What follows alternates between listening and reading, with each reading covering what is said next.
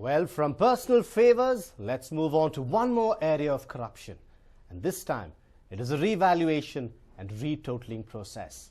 So, what exactly happened here? Take a look. Well, to pass exams conducted by the KPSC is in itself a Herculean task.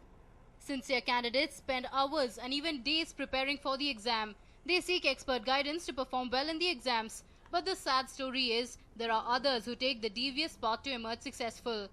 And this is precisely what happened in the 2011 KPSC exams. When the exams were announced, as many as 1,38,000 applied for it. In the prelim stage, 91,367 candidates appeared, and only 7,188 candidates graduated to the other rounds. And among the ones who appeared in the final round, 929 applied for retotaling. Well, applying for retotaling is a legal process. But what happened during the retotaling process or in the retotaling process?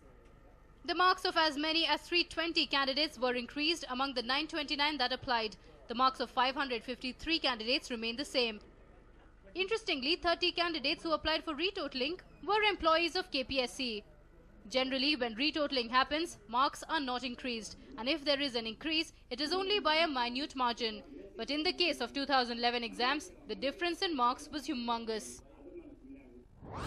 You may find it difficult to believe, but 24 candidates got an increase of 10 marks, 9 got an increase of 20 marks, 11 got an increase of 30 marks, 3 got an increase of 40 marks, 3 more got an increase of 50 marks, and 1 even got an increase of 84 marks. And there's more. A candidate by name Vasudev first scored 977 marks. After retotaling, he got 986 marks. When the phone call details were studied, it came to be known that he was in touch with Gopi Krishna, Gunal Bhimapa's PA. Another candidate by name Gopal had secured 892 marks. His marks got an increase of 3. He was in touch with Kaniram, one of the members. In fact, he made 8 calls to him while Kaniram made 6 calls to him. And coming to evaluation answer scripts, marks have been awarded randomly to students. And well, students were in touch with the evaluators. When the geography script of Chidambara, a student was being evaluated by Hemachandra, he was in touch with him. He had called him as many as 35 times. Not just this, he was also in touch with Amarnath, Gonal's assistant.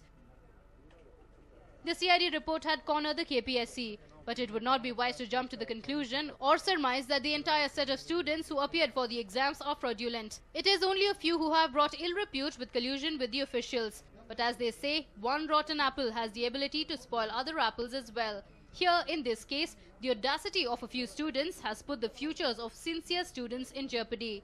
That is indeed regretful. Kiran for News 9. And in the big news just coming in, police fired at kidnappers in Malleshwaram and 2 people have been injured in the firing. They injured by the kidnappers of a 6-year-old boy. They had kidnapped the boy from Subramanya colony this morning. The kidnappers had asked for 50 lakh rupees as ransom. This is the big news which is just coming in. Police fired at kidnappers in Malleshwaram and 2 people have been injured in the firing. The injured were the kidnappers of a 6-year-old boy. They had kidnapped the boy from Subramanya colony this morning. And the kidnappers had asked for 50 lakh rupees as ransom. Well, I'm joined in by my colleague Varghese on the story. Well, Varghese, what is the update on the story, Varghese? Well, this particular incident happened quite in the morning. The kidnapping happened in the morning where the team of 6 people had kidnapped a 6-year-old Vikas. And Vikas was, his parents were informed to immediately give 50 lakh rupees or else they would threaten the life of the 6-year-old. But what the parents did, they informed the Cottonpet police. And in this process, the DCP also came to know about it. Laburam, in fact, formed a team consisting of Cottonpet police Sunil. Then we have Byataranyapura Police Inspector Satyanarayana, Kamashipalya Police Inspector Balegowda, and this was a team that in fact tracked down the kidnappers. And what the kidnappers said, that the money was to be exchanged at a place of their choosing. So they waited, and what they found out was that at a cemetery was given as a destination where they had to exchange the money for the life of the 6-year-old. Now, when they came to pick up the money is when from the cemetery is when the firing happened, and of that 2 people have been injured, and they have been identified as Dharmaram and Jitendra, and these two people who have been injured from the gang has been admitted to KC General Hospital, while the other four had escaped from the place, but police net has been put in place across the borders and checkposts in the city so that to trace these four people who have escaped from the place. And they are from the police have been able to find that this particular team is from Rajasthan, and they had kidnapped this person, this boy from Subramania colony, and this entire episode was orchestrated by these people to ensure that they would get this 50 lakh rupees. But the police, since the family had already complained to the police at Cottonpate, they immediately swung into action, and the DCP Laburam was the person who was coordinating the efforts to ensure that this person is, the boy is in fact rescued from the hands of the kidnappers.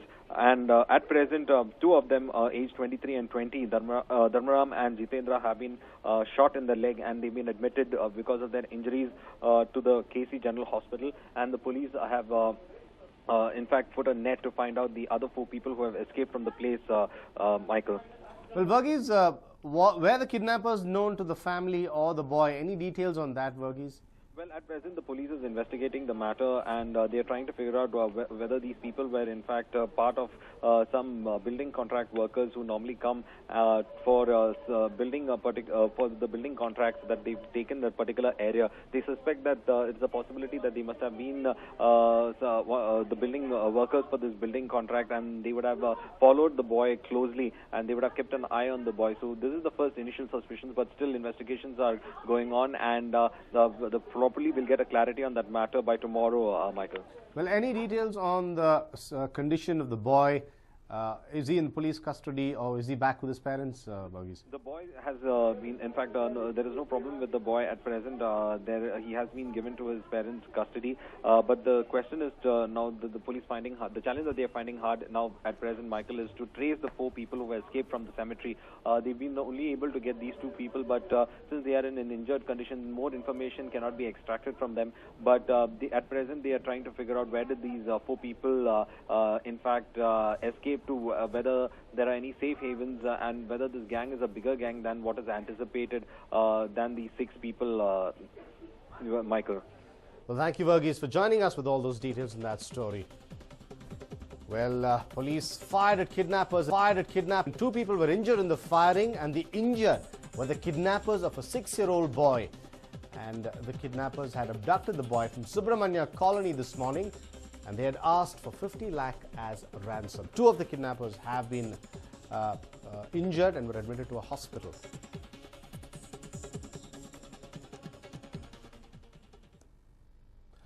Prime Minister Narendra Modi's comment on Pakistan's proxy war has not gone down well with the neighbouring country.